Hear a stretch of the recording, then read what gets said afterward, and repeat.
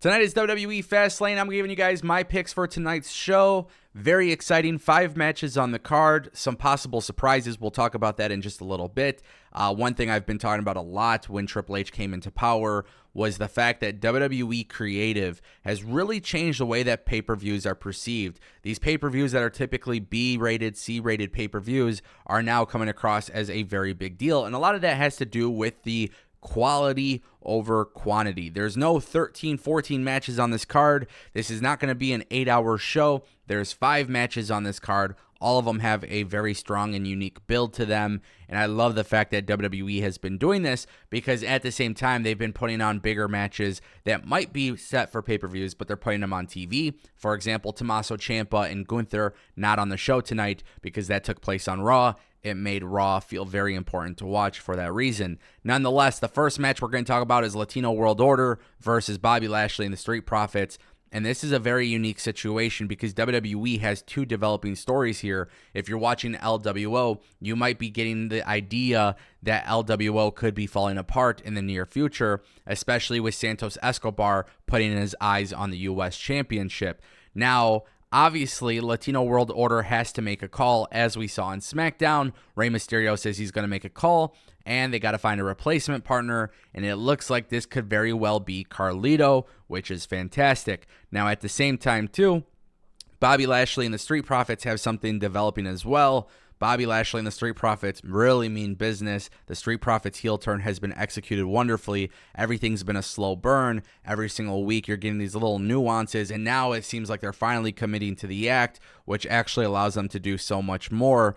It's really hard to pick a winner in this match, but realistically, if I'm picking a winner in this match, I am picking Bobby Lashley and the Street Profits because it is much more important that they go over than the LWO. And it's not that the LWO is getting buried, but there needs to be a reason for Legado del Fantasma to break away from LWO, and a loss tonight could very well do that.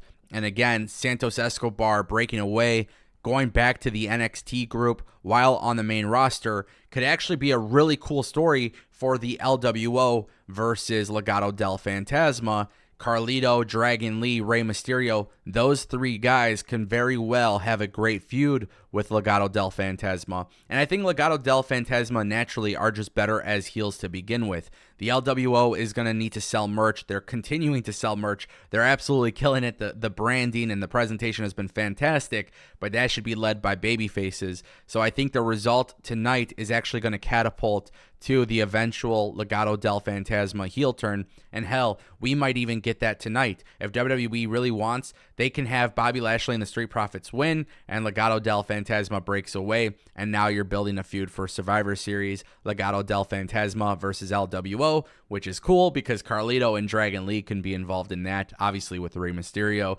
I just like the idea of these possibilities. While these possibilities go down, now people could really take Bobby Lashley and the Street Profits very serious, and I like that a lot. I think there's a lot of cool things that can happen there. The next match that we have is the WWE Women's Championship, Io Sky versus Asuka versus Charlotte Flair. This is going to be a very good match. I'm excited about this match. And Io Sky being champion right now has been really awesome to see, and I don't think WWE has plans of changing that anytime soon. So for me personally, I'm going to make this very easy. My pick is Io Sky. Now I think we have to really pay attention to Asuka and Charlotte Flair because this is a triple threat match. WWE loves to do those little changes with those, triple threat matches where the champion is down, somebody else tries to steal the pin. And I think we're going to see a lot of involvement from Damage Control. And it's going to be really interesting to see how they go about it with Asuka and Charlotte Flair because they don't necessarily have alliances currently on TV. But if I'm the WWE, we know that Kairi Sane is supposed to be back by November. Is it a possibility that Kairi Sane is available tonight for Fastlane? Because if Kairi Sane is available tonight for Fastlane, there could be something there between Io Sky and Asuka with, of course, Kairi Sane. And I think she is going to get involved in this. And if I'm WWE and I'm doing Survivor Series, I would love for them to do like a fatal 4-way, maybe a 5-way match with the women, have Kairi Sane involved. Kairi Sane and Asuka, Io Sky, all incredible talents. Charlotte Flair is an incredible talent, and she should get her next championship win but I don't think it should happen anytime soon. I think they should kind of hold off on it until maybe Royal Rumble or WrestleMania.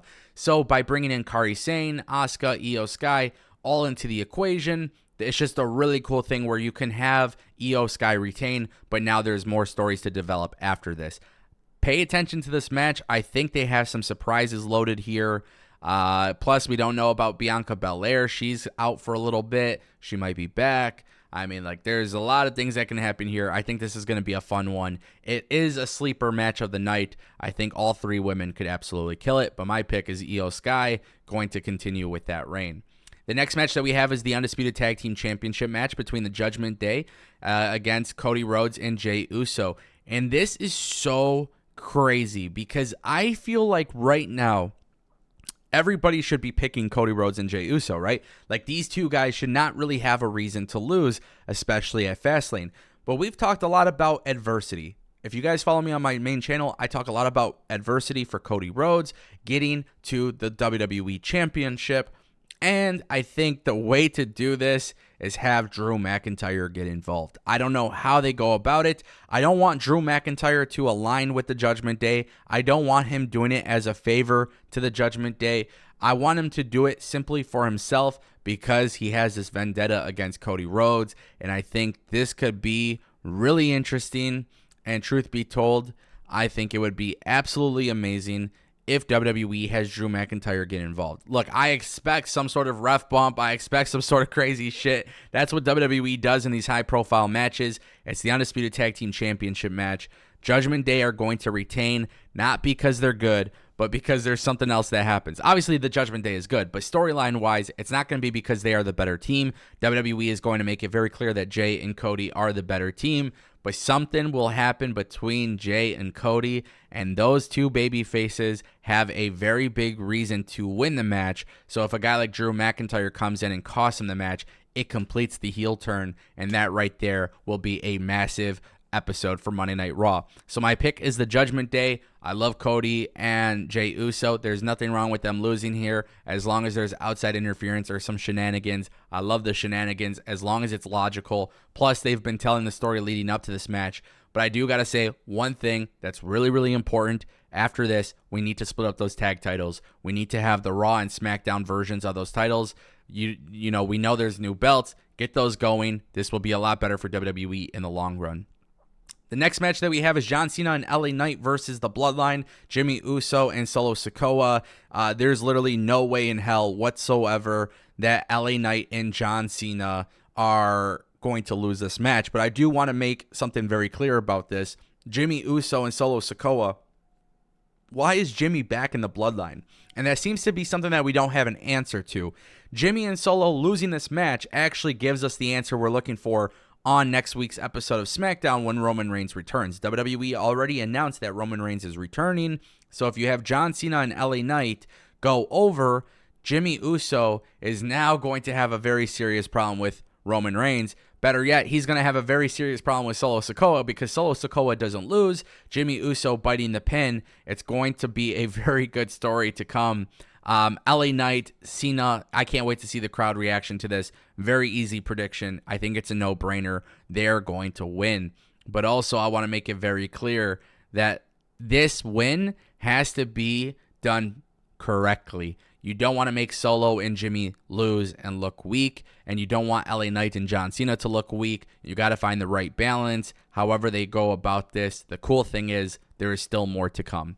And the final match that we have is Seth Rollins versus Shinsuke Nakamura. And guys, I really want Shinsuke Nakamura to win, but I don't think that's going to happen. I don't think WWE is going to do that. I think WWE is very blatantly opening plans for CM Punk's return. They're teasing it. They're making it very obvious on TV. I think CM Punk and Seth Rollins is going to be the first major feud for CM Punk when he returns.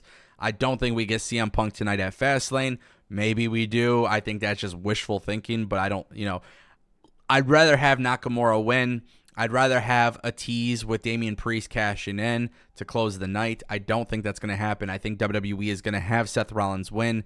How they have Seth Rollins win, I don't know, but I don't like the fact that Shinsuke would have 3 matches for the title and lose. It's a little bit weird, in my opinion. Now, with that being said, This is going to be a massive show. I think there's a lot of great things that could come from this show. I think we get Jade Cargill. I think we get Carlito. Shit, dude, I think WWE's got even more tricks up their sleeve, especially with Kairi Sane being a possibility. There's a lot that can go down. This does not feel like just another WWE pay-per-view. It feels like right now they are cooking something massive, so it's definitely worth paying attention to. We'll see if my predictions are right or wrong. We'll see what happens, but let me know what you guys think down below. Thank you for watching.